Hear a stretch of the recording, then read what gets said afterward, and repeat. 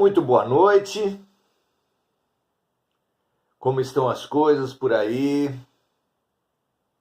Sejam muito bem-vindas, muito bem-vindos ao nosso espaço de oração-ação. Um friozinho, mas o frio, de alguma forma, nos une também. Claro que o que mais nos une é sermos todos filhos de Deus, todos criaturas do mesmo Criador, filhos de um mesmo Pai. Vivemos, somos, integramos uma família universal e é uma alegria, é uma felicidade ter essa consciência. Imagine a figura de um braço agredindo o outro. Se uma pessoa fechasse uma das mãos e desse socos com essa mão fechada no outro braço, e fizesse isso por muito tempo, imagine essa cena. Quanto tempo demoraria essa mão fechada para descobrir que a cada soco que dá no outro braço, dói também nele mesmo? Quanto tempo demorará para perceber que integram um mesmo corpo? É a pergunta para todos os violentos, para toda a violência humana. Quanto tempo ainda demoraremos para percebermos sermos membros de uma família universal, irmãos por parte de pai, membros de um mesmo corpo, que jamais haverá qualquer sentido em nos agredirmos, nos atacarmos, como temos feito, especialmente nesses últimos anos, nessas últimas décadas, desses poucos milênios de existência do ser humano na Terra. Urgente percebermos isso, não é? Nós somos um. Não há a fragmentação em raças, classes sociais, ideologias, partidos, religiões. Não existe isso. Isso é uma criação humana. Uma triste opção humana pela fragmentação, pela quebra, pela competição e pela guerra. Muito bem. Hoje vamos falar de uma solução que a humanidade vem dando para a questão do enterro. A verdade é que, se ao longo dos milênios, ainda que poucos, relativamente poucos, mas dos milênios em que tem havido humanidade na Terra, se cada ser humano falecido ocupasse o espaço de 2 metros por 1 metro na superfície do planeta, simplesmente não haveria mais espaço para os vivos.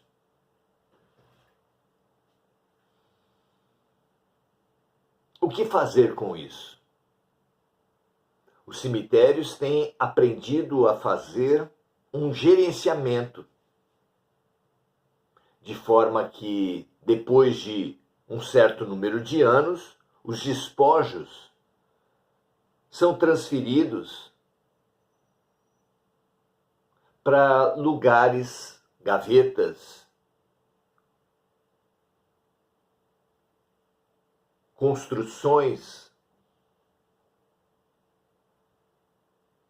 que aceitando, que acomodando essa condensação que acontece com o decorrer do tempo,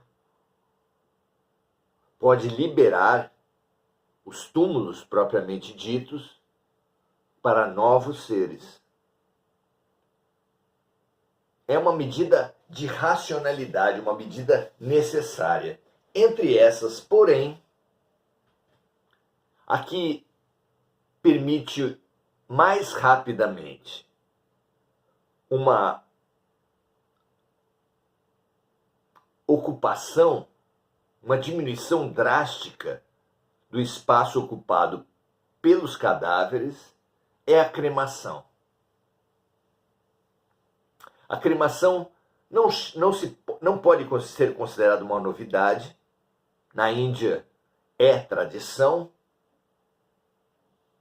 até onde sabemos. Fazer a cremação, digamos, mais rudimentar, na qual são empilhados troncos de árvores, e no alto desses troncos é colocado o cadáver do falecido, ateando fogo desde então, consumindo-se aquele corpo deixado lá. Modernamente, os crematórios têm incorporado tecnologias diferentes, com combustível, com eletricidade, parecendo aos olhos dos gestores uma solução interessante para o problema espacial na Terra. E do ponto de vista espiritual, que será que se pode falar sobre a cremação? Porque afinal de contas é fogo, é calor intenso. Vejam só a pergunta que é levada a Emmanuel sobre isso. O espírito desencarnado pode sofrer com a cremação dos elementos cadavéricos? Será que o espírito sofre com a cremação? A resposta vem assim: na cremação faz-se mister exercer a piedade com os cadáveres.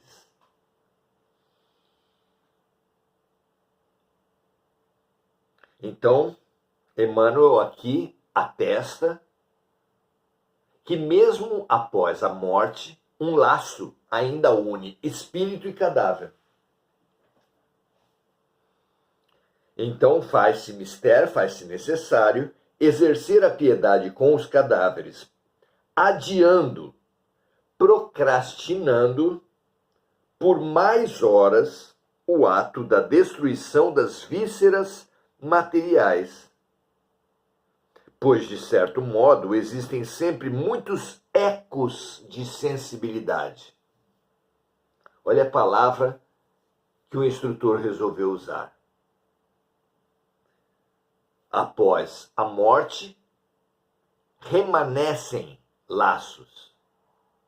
Restam ecos de sensibilidade entre o espírito desencarnado e o corpo, onde se extinguiu o tônus vital, a vida. Nas primeiras horas sequentes ao desenlace. Então, quanto mais recente a desencarnação, maiores serão os vínculos entre o corpo e o espírito.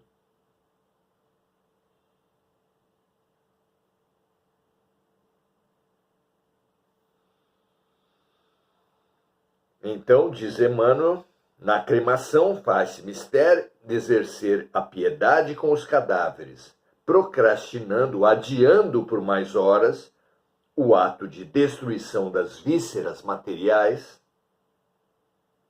pois, de certo modo, existem sempre muitos ecos de sensibilidade entre o espírito desencarnado e o corpo, onde se extinguiu o tônus vital. Nas primeiras horas sequentes ao desenlace. em vista dos fluidos orgânicos que ainda suscitam a alma para as sensações da existência material. Então, fala aqui Emmanuel de uma forma geral, mas temos que considerar as múltiplas formas de morte e os extremamente variados também estágios de evolução, de espiritualização e de desapego à matéria e ao corpo de cada um dos encarnados. Então a resposta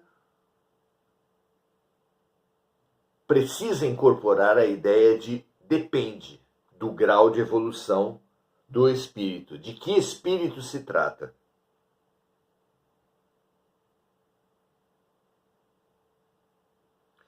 Restarão esses ecos de sensibilidade, mas em maior quantidade, em maior vigor, no caso daqueles espíritos muito apegados à matéria, que viveram para os sentidos físicos da carne. São muitos aqueles que vivem, por exemplo, para o comer e para o beber. Não é? São muitos os que vivem para o sexo. São muitos os que vivem em função da beleza física do corpo. São inúmeras formas de aprisionarmos nossas almas, nossos espíritos, nossas vidas ao corpo. E como a mente é poderosa,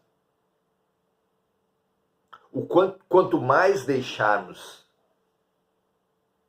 a ligação forte entre mente e corpo na encarnação, por ocasião da desencarnação, haverá, é claro, mais dificuldade de afastamento, de desligamento do espírito em relação ao corpo. Não parece lógico que seja assim?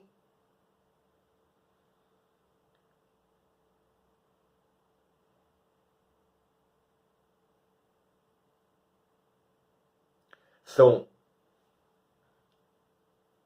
ecos de sensibilidade entre o espírito desencarnado e o corpo, onde se extinguiu o tônus vital, nas primeiras horas sequentes ao desenlace. Então, quanto mais recente for a passagem, mais forte estará a ligação entre espírito e corpo. Em vista dos fluidos orgânicos que ainda solicitam a alma para as sensações da vida material.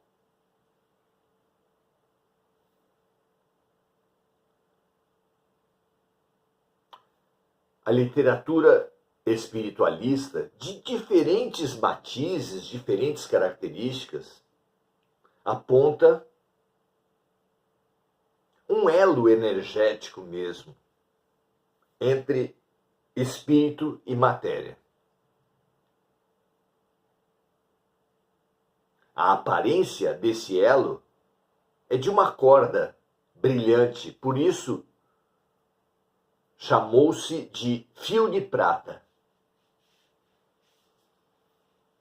André Luiz, na sua série A Vida no Mundo Espiritual, nos elucida, nos dá melhores condições de entender o tal fio de prata. Acontece, segundo o instrutor, que a ligação entre espírito e matéria se dá através do perispírito, do corpo espiritual. E a ligação do corpo espiritual com o corpo físico acontece célula a célula. Há um fio forte, resistente, ainda que tênue, ligando cada célula do corpo espiritual com cada célula do corpo físico. Quando se afastam, por exemplo, durante o sono, durante a viagem astral, corpo físico e corpo espiritual. Esses diversos fios, como que se atraem, se juntam, se unem, formando um único cordão.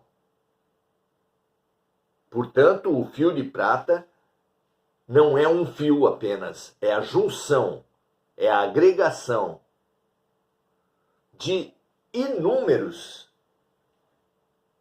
laços, vínculos que existem célula a célula em todos os encarnados.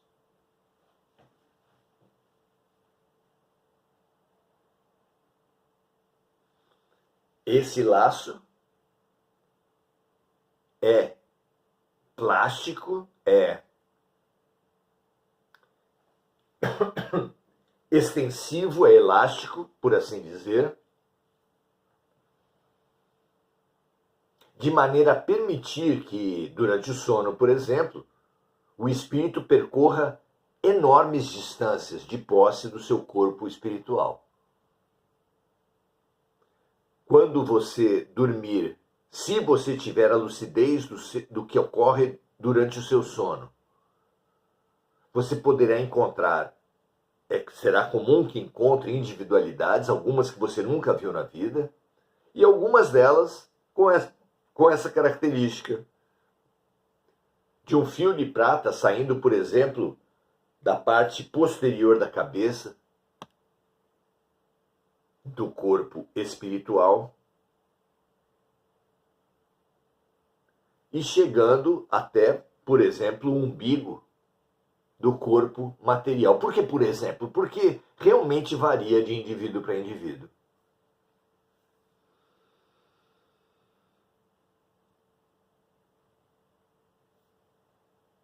É através desse laço que as sensações vividas pelo corpo material se transmitem ao espírito através do corpo espiritual. Quando se rompem completamente todos os laços, é chegada a morte.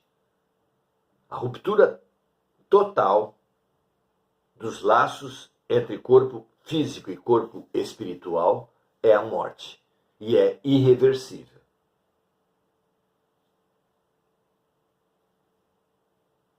O que acontece muitas vezes, como nos exemplos do Novo Testamento de Lázaro, que foi, aos olhos dos judeus, ressuscitado, renascido na carne, o que acontece ali é que os laços não foram totalmente rompidos e sob uma ação, um influxo energético poderoso, como no caso de Jesus sobre Lázaro, esses laços, esse vigor, essa vida se manteve.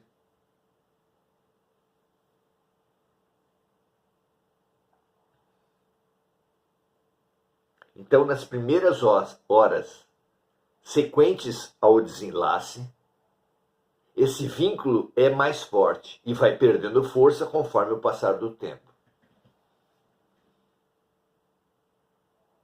fazendo com que a cremação que aconteça imediatamente após a decretação da morte física pode levar o espírito às terríveis sensações de ser queimado vivo.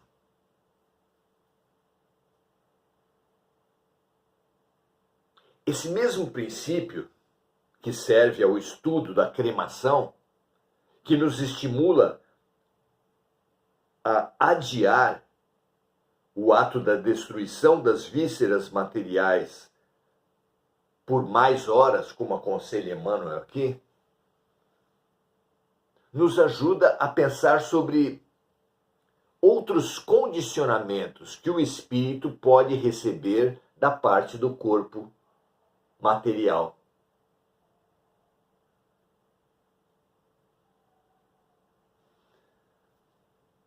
o vício, os vícios em geral, são uma concentração da atenção de um certo espírito no seu corpo, é claro. Há pessoas que vivem para a bebida alcoólica. Há pessoas que vivem para a comida. Precisam comer compulsivamente. Assim como há aqueles que jogam, que compram, também com obsessão. Isso é um vício, como o do álcool, das drogas, que gera mesmo uma síndrome de abstinência a todo aquele que procurar se afastar do seu vício. O afastamento é louvável, mas aquele que promove esse afastamento precisa saber das agruras, das dificuldades, do desespero, do terror que vive aquele que se separou do seu vício, especialmente nas primeiras horas. Mas precisa saber também que trata-se de um processo temporário, pontual, que não vai durar para sempre, que fará, sim, o viciado sofrer muito a síndrome de abstinência, mas que essa dor irá se atenuando até se extinguir, trazendo aquele que realmente conseguir se afastar, conseguir vencer esse primeiro período da síndrome de abstinência, uma vitória fundamental, uma libertação honrosa, valorosa.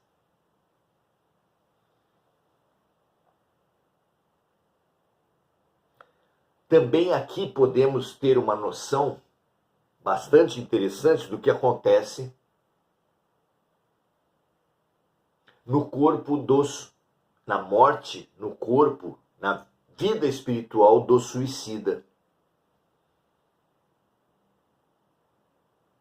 Ou mesmo daquele que sofreu um acidente, faleceu em razão de um acidente.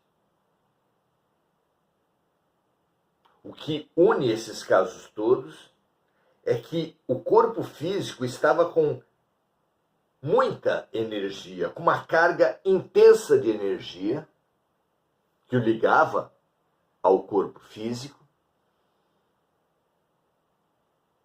E essa energia fará com que grande parte desses falecidos, mesmo através de acidentes, que ainda mantêm os seus laços com o corpo material, sinta-se praticamente como se estivesse vivo, sofrendo como que uma sede, como que um desespero intenso por não estar praticando aqueles vícios que o atormentam, que o infelicitam, que o aprisionam. Tão importante é saber que a síndrome de abstinência é intensa e vem, quanto saber que ela dura algo, por exemplo, em torno de um mês, depois do que a necessidade física do vício vai se atenuando, vai se diluindo, vai se tornando mais facilmente enfrentável.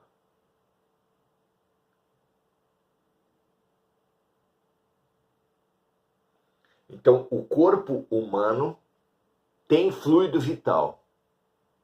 Quando ele ocorre o desenlace no auge desse fluido vital, o laço entre o corpo espiritual e o corpo físico se mantém, Vindo daí, os terríveis relatos de suicidas que, por terem muito fluido vital ligando seu corpo espiritual ao seu corpo físico, condenam-se a seguir após a morte, junto com a putrefação do cadáver, do corpo físico, a sentir as mesmas sensações no seu corpo espiritual, como se o espírito estivesse também ele apodrecendo, também ele sendo comido por vermes. Por isso é que precisamos nos estimular sobre as maravilhas da espiritualização. É realmente uma trajetória imprescindível que todos nós nos disponhamos a essa prática de espiritualizarmos nossas práticas, nossos gestos, nossos hábitos, nossa vida. Diluindo a força da matéria, focando no polo espiritual do nosso ser, iremos nos libertando, ou pelo menos atenuando as cadeias, as algemas, os laços que nos aprisionam ao corpo físico. De forma que aquele que viveu uma vida mais espiritualizada terá um desenlace, essa palavra é preciosa, terá uma morte muito mais suave do que aquele que se apegou ao corpo, do que aquele que se algemou à matéria. Sofreremos mais quanto mais apegados formos, quanto mais materializados formos, e sofreremos muito menos quanto mais desapegados, quanto mais espiritualizados formos em nossas mentes, em nosso corpo, em nosso espírito. Espiritualizemo-nos já, o quanto antes, com intensidade e determinação. Inclusive, não é o motivo principal, para ter uma morte suave. Mas espiritualizemos antes de tudo, por ser o Deus em nós, espírito, e por ser o sentido da vida, transitar entre o eu material e o eu espiritual, entre o eu físico, a mente e a alma. Que assim seja para todos nós, que essa clareza nos ajude a dar lúcida direção aos nossos passos. Vamos saudar aqui Igor Galvão, falando que assistirá no YouTube. Nós convidamos todos os amigos a visitarem o nosso canal do YouTube. Tem muito material, não apenas do Oração Ação, mas também palestras, estudos, os mais variados, e uma longa trajetória de estudos do Evangelho, em vídeos curtos, em torno de 10 minutos,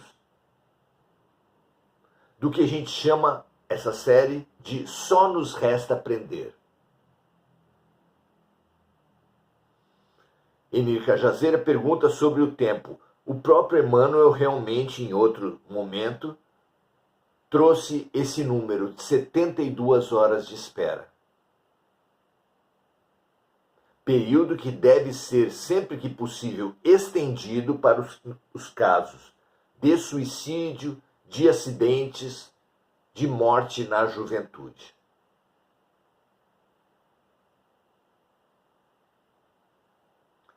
Então, Marco Aurélio Trindade perguntando: conhecimento e autoconhecimento trarão liberdade? Exatamente. Conhecimento, autoconhecimento, espiritualização da perspectiva de vida, espiritualização das metas, do foco, do sentido da vida. Pensemos nisso e dediquemo-nos a essa fabulosa tarefa do autoconhecimento, da espiritualização do ser, pois é assim que teremos passagens mais suaves, mortes e vida no plano espiritual mais amenas,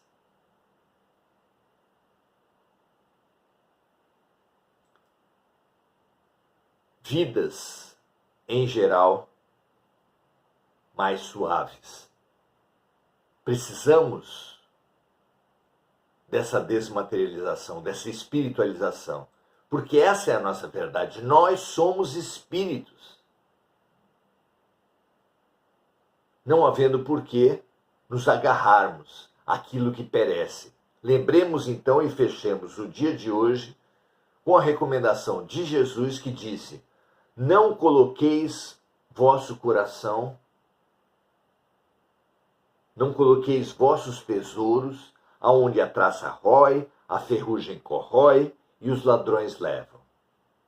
Para que não aconteça, dizemos nós, de você se sentir roído, corroído, roubado.